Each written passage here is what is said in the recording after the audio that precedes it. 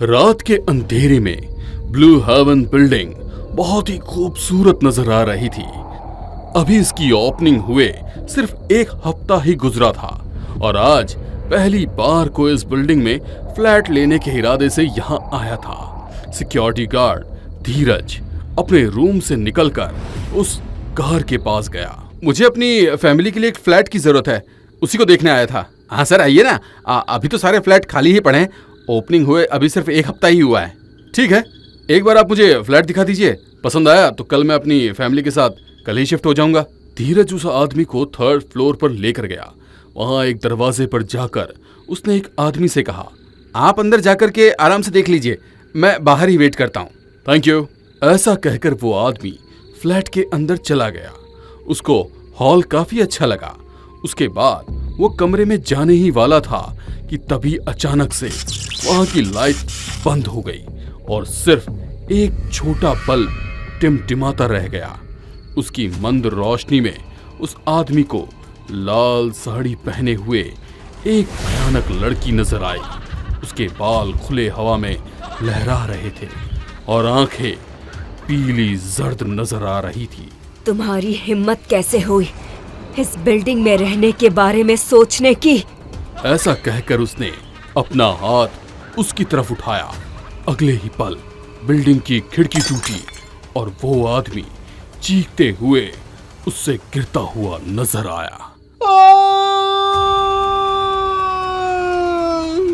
धीरज भागकर फ्लैट के अंदर पहुंचा तो वहां कोई नहीं था। फिर वो डरी हुई हालत में हांफता हुआ बाहर पहुंचा। सामने का नजारा देखकर उसकी आंखें फटी की फटी रह गई। जमीन पर उस आदमी की लाश पड़ी हुई थी। उसके शरीर पर, चेहरे पर खिड़की के टूटे कांच के छोटे छोटे टुकड़े चुभे हुए थे और वो पूरा लहूलुहान था। रेहान ने जैसे ये खबर सुनी तो उसके हाथ से मोबाइल छूट गया। रेहान ने एक हफ्ते पहले ही ब्लू हेवन बिल्डिंग की ओपनिंग की थी और अब वो चाहता था कि इसके अंदर बने सारे फ्लैट्स जल्द से जल्द बिक जाएं।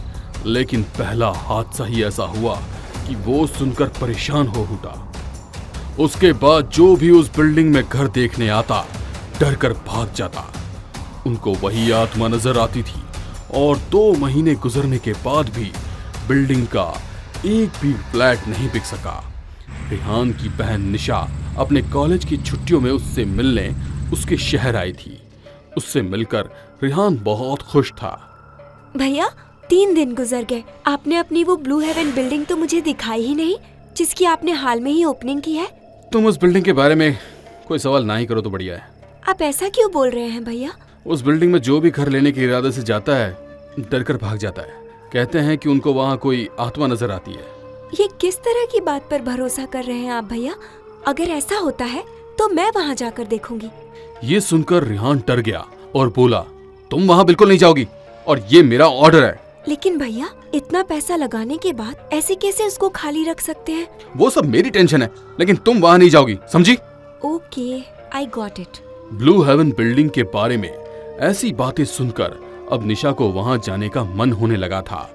वो पता करना चाहती थी कि आखिर उसके पीछे का रहस्य क्या है।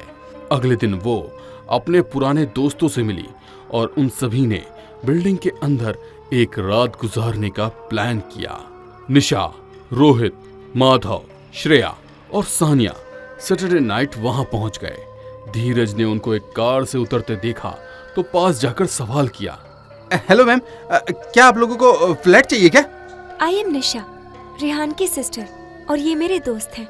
ओह, अच्छा मैडम, मैंने आपको पहली बार देखा ना इसीलिए नहीं पहचाना। कोई बात नहीं, हम लोग यहाँ आज रात रुकने वाले हैं, तो कौन सा फ्लैट अच्छे से फर्निश्ड है, हमें उसमें लेके चलिए। मैडम, आप यहाँ आने के लिए रेहान साहब से पूछकर तो आई है ना? तुमसे जितना कहा गया है उतना करो। रेहान भैया को बताने की जरूरत नहीं है, हम सुबह यहाँ से निकल जाएंगे। सुनकर धीरज ने आगे कुछ नहीं कहा और उनको थर्ड फ्लोर वाले फ्लैट पर ले गया। अरे वाह, कितना बढ़िया घर है यार। यहाँ तो बहुत मजा आएगा। आप अभी भी यहाँ क्यों खड़े हैं? जाइए बाहर, अपना काम कीजिए। धीरज निशा के इस तरह से जाने के लिए कहने पर थोड़ा झिझकते हुए वहां से निकल गया। फिर उसने रेहान को कॉल लगाकर सब कुछ बता दिया। क्या तुमने उन्हें अंदर क्यों जाने दिया? मैं तो उनके साथ फ्लैट में रुका भी था, लेकिन उन्होंने मुझे वहां से भगा दिया। मैं अभी वहां पहुंच रहा हूं, तब तक तुम अलर्ट रहना। रेहान उसी टाइम कार लेकर वहां से निकल पड़ा। इस तरफ वो सभी फ्लैट में पार्टी कर रहे थे। थोड़ी बहुत मौज मस्ती और ड्रिंक्स करने के बाद वो सभी अब हॉल में बैठकर गेम्स खेलने लगे। यार चलो टाइम पास करने के लिए कोई गेम खेलते हैं, लाइक अंतराक्षरी। या गुड आइडिया। पहला गाना कौन गाएगा ये तय करने के लिए उन्होंने टेबल पर बोतल को घुमाया और बोतल श्रेया की तरफ रुकी। ठीक है, मैं गाती हूँ। मेरा दिल ये पुकारे आजा, मेरे गम के सहारे आजा। तभी अचानक से घर की लाइट चली गई और एकदम सन्नाटा सा छा गया। फिर श्रेया के कानों में एक भयानक आवाज आई। इस बिल्डिंग में कोई नहीं रह सकता। कौन है? वो डरते हुए ऊंची आवाज में बोली, लेकिन अंधेरे में कोई दिखाई नहीं दे रहा था। अरे क्या हुआ श्रेया, क्यों चिल्ला रही हो? कोई मोबाइल फ्लैश ऑन करो यार। तभी श्रेया को महसूस हुआ कि किसी ने उसके बाल पकड़े और उसे घसीटना शुरू कर दिया है। बचाओ! सभी ने श्रेया की चीख सुनी तो वो बेहद डर गए, लेकिन अंधेरे में कुछ भी समझना नामुमकिन था। जब लाइट आई तो श्रेया ने खुद को एक कमरे में पाया और उसके सामने वही भयानक आत्मा खड़ी हुई थी। उसे देख श्रेया का दिल मानो मुंह को आ गया। उसके चेहरे पर अजीब तरह का नीलापन छाया हुआ था। आंखें पीली जर्द और पुतलियां गायब थी।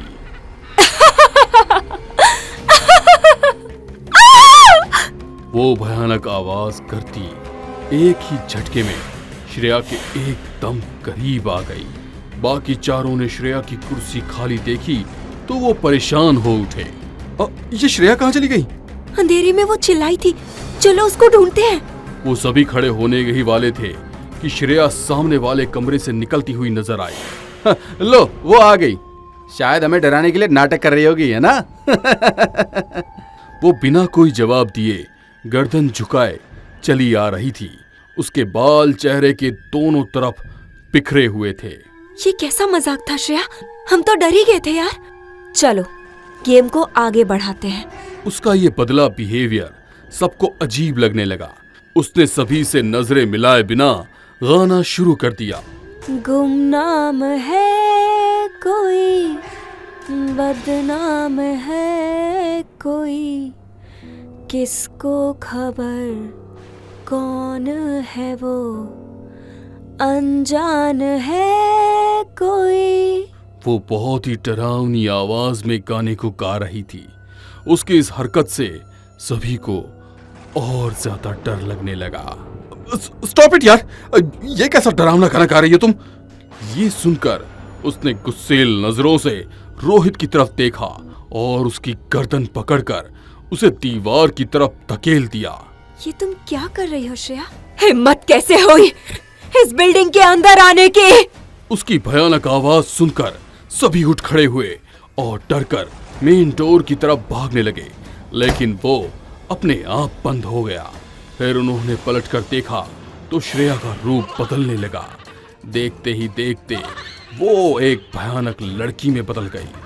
उसने फिर से रोहित का गला पकड़ा और उसकी गर्दन पूरी पीछे की तरफ घुमा दी। अब निशा, माधव और सानिया भागकर एक कमरे के अंदर चले गए। निशा ने अंदर से दरवाजा लॉक किया और जैसे ही तीनों ने सामने देखा तो जमीन पर असली श्रेया की लाश देखकर उनका दिल दहल उठा। श्रेया मर चुकी है? अगले ही पल उसकी भयानक हंसी चारों तरफ गूंजने लगी।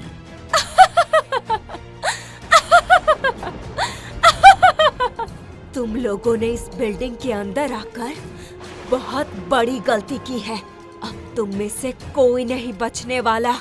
तभी धड़ाम से एक शोर करते हुए दरवाजा खुला। वो आत्मा बिजली की रफ्तार से अंदर आ गई। उसने सानिया और माधव का गला पकड़ लिया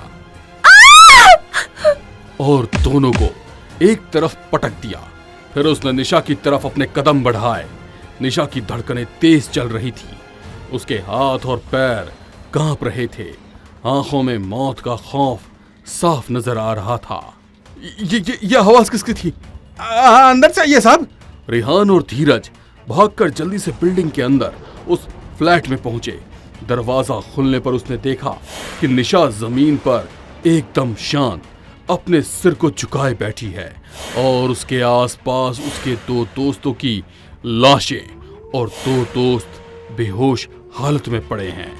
निशा, आर यू ओके? उसने मुझे सब बता दिया है भैया, सब कुछ। विशाखा ने, जब आपकी ये बिल्डिंग बन रही थी तो एक लड़की विशाखा यहाँ मजदूरी का काम किया करती थी। उसका उसकी माँ के अलावा और कोई नहीं था, इसीलिए वो खुद काम करती थी और कमाए हुए पैसों से अपना और अपनी माँ का खर्च चलाती थी। एक दिन वो तीसरी मंजिल पर काम कर रही थी। उसके सर पर वजन लदा हुआ था। किनारे पर उसका पैर फिसल गया और वो नीचे सीमेंट में आ गिरी। उसकी मौके पर ही मौत हो गई थी। लेकिन बिल्डिंग का काम न रुक जाए, इस डर से आपके दोस्त राजीव ने इस बात को छिपा दिया। उसकी मौत के बाद पहली पूर्णमासी से रात को उसकी आत्मा ने यहाँ भटकना शुरू किया। उसने इस बिल्डिंग को बनने से नहीं रोका, लेकिन बनने के बाद उसने कसम खाई कि वो कभी भी इस बिल्डिंग के अंदर किसी को नहीं रहने देगी, क्योंकि इस बिल्डिंग का काम न रुक जाए। सिर्फ इसी वजह से उसकी मौत का राज सबसे छिपाया गया और अब उसकी माँ पता नहीं किस हालत में होगी। ये सुनकर रेहान को बहुत ही गहरा झटका लगा। राजवीर एक सिविल इंजीनियर होने के साथ साथ उसका दोस्त भी था। उसे यकीन नहीं हुआ कि वो इतना बड़ा सच उससे छिपा सकता है। उसके साथ बहुत ही गलत हुआ है। मैं उसकी आत्मा को शांति दिलवा कर ही रहूंगा। लेकिन भैया, आप आखिर करेंगे क्या? सिर्फ एक ही रास्ता है। ऐसा कहकर उसने आगे कुछ नहीं कहा। फिर वो जाकर राजवीर से मिला। राजवीर से मिलकर उसने उसको सब कुछ बता दिया। ये नहीं हो सकता। तू कैसी बातें कर रहा है? यही सच है तो अपनी जुबान से कह सकता है। जो भी निशा ने मुझे बताया वैसा वहां कुछ भी नहीं हुआ था। ये सुनकर उसने अपनी नजरें नीचे झुका ली। नजरें चुराने से कुछ नहीं होगा राजवीर। उसकी माँ कहाँ है और किस हाल में है, क्या तूने कभी सोचा भी है? वो वृद्धाश्रम में। जब वो मेरे ऑफिस के बार बार चक्कर लगा रही थी तो मैंने उसे वृद्धाश्रम भेज दिया और कुछ पैसे उनको खिला भी दिए थे जिससे कि वो उसको बाहर ना निकलने दे। ये सुनकर रेहान को उस पर बहुत गुस्सा आया और वो उसी वक्त वहां से चला गया। रात के तकरीबन 11 बज रहे थे। रेहान ब्लू हेवन बिल्डिंग के अंदर उसी फ्लैट में दाखिल हुआ। जैसे ही वो फ्लैट के अंदर गया, वहां की सभी लाइट्स ब्लिंक करने लगी और विशाखा की आत्मा फिर से खड़ी नजर आई। तू फिर से आ गया? अब मैं तुझे नहीं छोड़ने वाली। मुझे मारने से पहले एक बार किसी से मिल तो लो। ऐसा कहकर रेहान ने दरवाजे की तरफ इशारा किया। उसमें से निशा अपने साथ एक अधेड़ उम्र की औरत को लेकर अंदर आती ही नजर आई। माँ, विशाखा बेटा, मुझे सब कुछ पता चल चुका है। तुम्हारे साथ बहुत गलत हुआ, लेकिन इसमें इन लोगों की तो कोई गलती नहीं। मैं मेरी बची हुई जिंदगी अच्छे से गुजार लूंगी। तुम इस बिल्डिंग को छोड़कर चली जाओ। नहीं माँ, मैं आपको अच्छी जिंदगी देने के इरादे से मेहनत मजदूरी करती थी, लेकिन इन लोगों ने आपको दर दर भटकने के लिए छोड़ दिया। अब इस बिल्डिंग में कोई नहीं रहेगा। ठीक है विशाखा, इस बिल्डिंग में कोई नहीं रहेगा, लेकिन एक औरत इसके अंदर जरूर रहेगी, तुम्हारी माँ। मैं उनको यहाँ किसी भी चीज की कमी नहीं होने दूंगा।